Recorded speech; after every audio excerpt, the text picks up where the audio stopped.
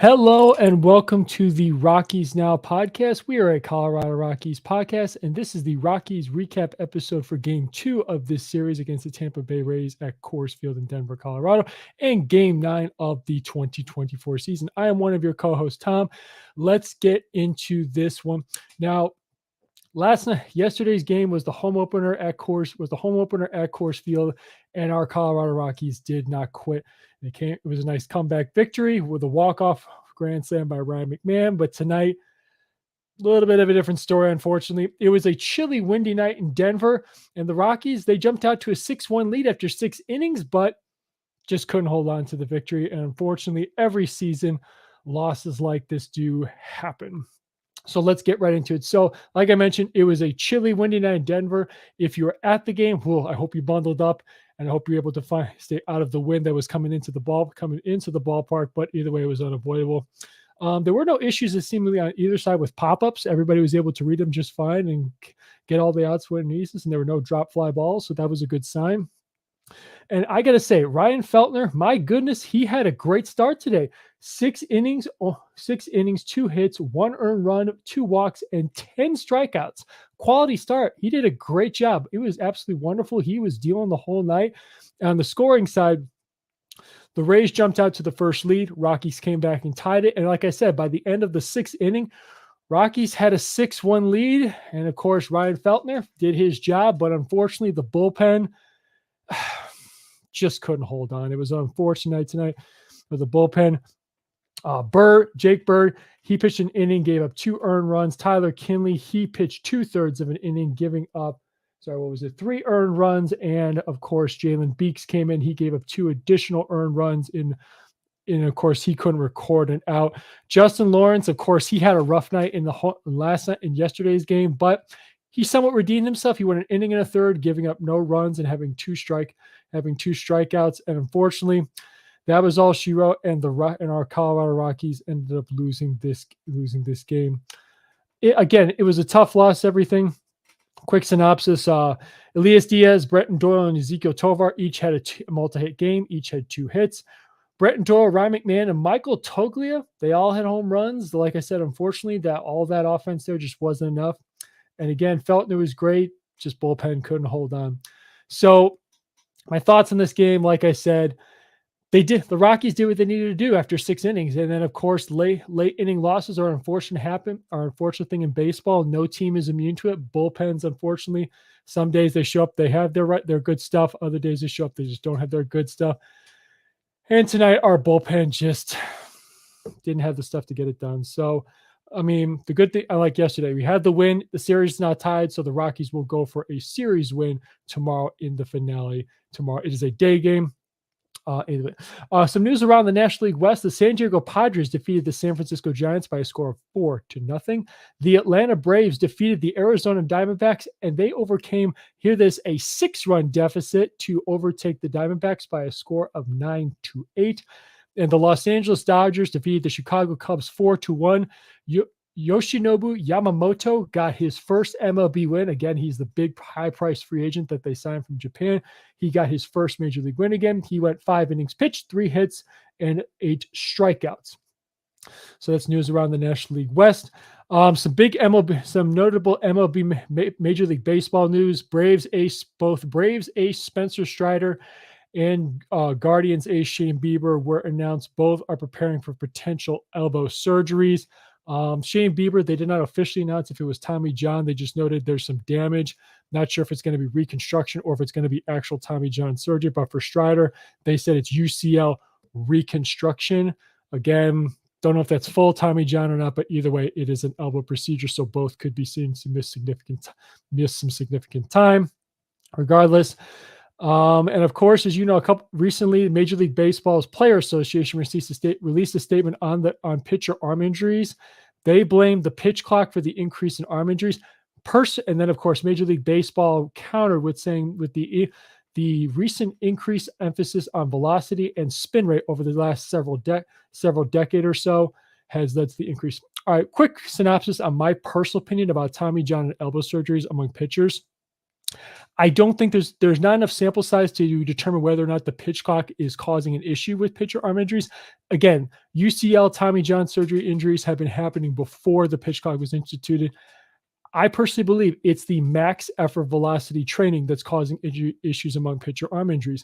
Just because, again, this motion here, when a pitcher throws a baseball, whether it's sidearm, submarine, three quarters, over the top, doesn't matter. It's an unnatural motion for your arm. And when you just give that max effort every single time, it just leads to more injuries and puts a lot of pressure on the UCL, which runs right underneath your elbow right here.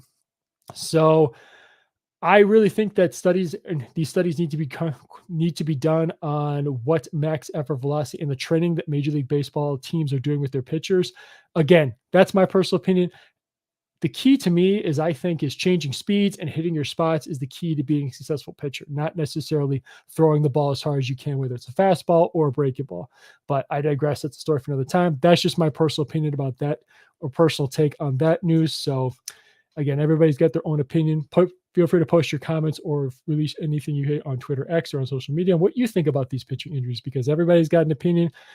I just think that when the best pitchers get injured like this, it's bad for the game of baseball, for the game of baseball and the league as in general, because the best players should be competing. Jacob deGrom, Garrett Cole, Spencer Strider, Chris Sale, all the best pitchers around baseball should be competing, because we want the best players to compete and we want the best competition. That's the best thing for the product on the field.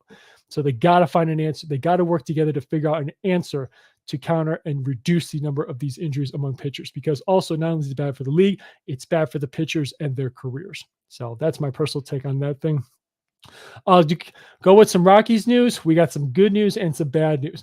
The bad news is Chris Bryant was held out of the lineup because of his back. Again, that is an injury that's been bothering him for the past couple of years. And let me tell you, every single Major League Baseball player at some point or another deals with back injuries. It's the early part of their career, throughout their career, or as they get further along in their career, they all deal with back injuries. Chris Bryant, if he wants to extend his career and have a quality production for the rest of his career, he's got to figure out some routine to get into to help mitigate his back pain and his back issues. I'll give you a couple examples. Again, I'm a White Sox fan, former major leaguers, longtime White Sox player Paul Konerko and Jim Thome. They both dealt with significant back injuries throughout their career. But they and the White Sox training staff, longtime trainer Herm Schneider, found a daily routine, both pregame and postgame, they would go to that would help mitigate the issues they were having so they could be as productive as they could on each and every game.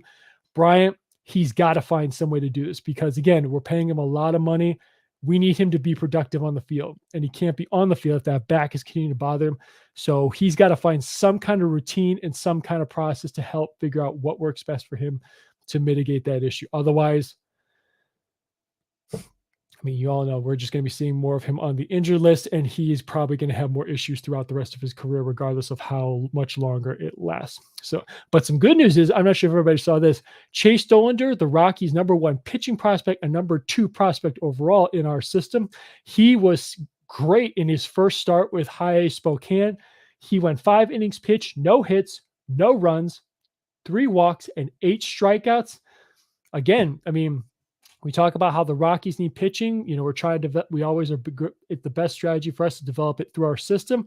He's our big time prize pitching prospect. There's a great start for you. So hopefully there's a little bit of encouraging news for me, and I hope it is for all the other Rockies fans out there.